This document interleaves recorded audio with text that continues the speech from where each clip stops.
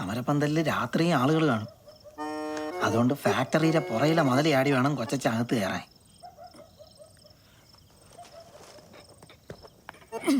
അവിടെ താഴെ കിടക്കണ പഴയ ഏണി എടുത്തു വെച്ച് കൊച്ചച്ചൻ ഫാക്ടറിയുടെ മോളിൽ ഓട്ടിന്റെ മണ്ടയിൽ കയറണം.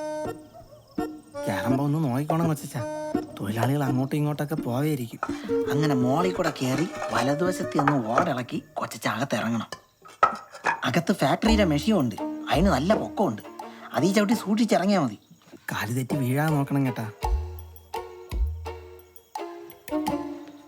അങ്ങ് ഇടതുവശത്ത് മുതലാളിയുടെ മുറിയിലാണ് ടി വി ഇരിക്കുന്നത്. ആ മുറിയുടെ മുകളിലാണെങ്കിൽ തട്ടും പുറമുണ്ട്. അത് പൊളിക്കാൻ പാടായതുകൊണ്ടാണ് ഇതുവഴി ഇറങ്ങാൻ പറഞ്ഞത്. അവിടെ ചെവരിലൊരു വിളക്ക് തൂക്കിയിരിക്കുന്നത് കാണും. അതെടുത്ത് കത്തിച്ച് മുമ്പോട്ട് നടക്കണം. സമരപ്പന്തലിലെ ഫാക്ടറിയുടെ ഇടയിൽ കുറെ ദൂരമുള്ളതുകൊണ്ട് പെട്ടെന്നൊന്നും ആരും ഫാക്ടറിയിൽ നോക്കൂല. പക്ഷെ ശബ്ദം കേൾപ്പിക്കല്ലേ, എങ്കിൽ പോയി.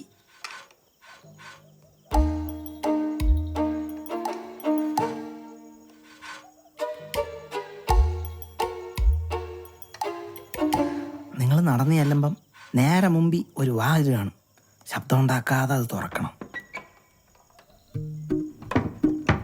അത് തുറന്നു കയറുമ്പം മുമ്പിലൊരു മുറിയും വലതുവശത്ത് വേറൊരു വാതിലും കാണും.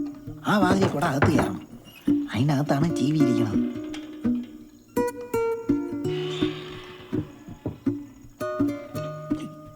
ആണ്ട ആ വാതിൽ തുറക്കുമ്പോൾ സൂക്ഷിക്കണം, അത് അടയല്ല്. അടഞ്ഞാൽ പിന്നെ തുറക്കാൻ പറ്റൂല. അതിൻ്റെ എന്തര കൊണ്ടി അങ്ങാണ്ട പണ്ട് അളവിൽ പോയതാണ്. ആ വാല് തുറന്നു വെച്ചിട്ട് അവിടെ കിടക്കണ കസേര നീക്കി കതവിൻ്റെ ഇടയിൽ വെക്കണം. ആണ്ടെ കസേര നീക്കുമ്പം വലിയ ശബ്ദം ഉണ്ടാകല്ലേ.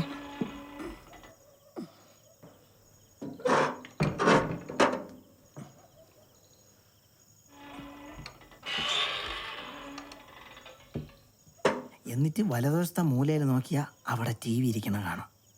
അതെടുത്തോണ്ട് പെട്ടെന്ന് വന്ന പോലെ വെളിയിറങ്ങണം.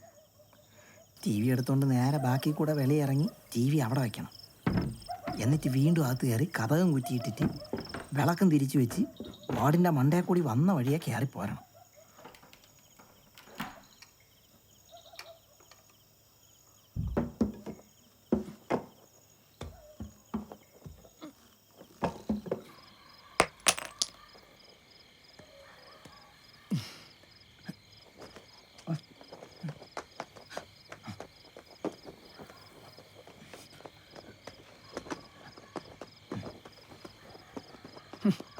രാത്രി ഉറക്കൊന്നുമില്ലടേ. ഞാൻ നിങ്ങൾ വരണേ നോക്കിയിരിക്കുകയാണ്. അല്ലേ മക്കളെ, കൊച്ചച്ഛനെ നിങ്ങൾ വീട്ടിൽ കയറ്റില്ലായിരിക്കും.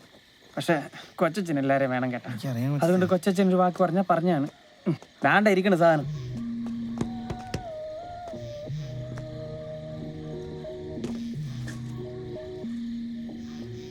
കാണണമല്ല, ഒടിഞ്ഞ വെയിറ്റ് ആയിരുന്നു പുല്ലിന്.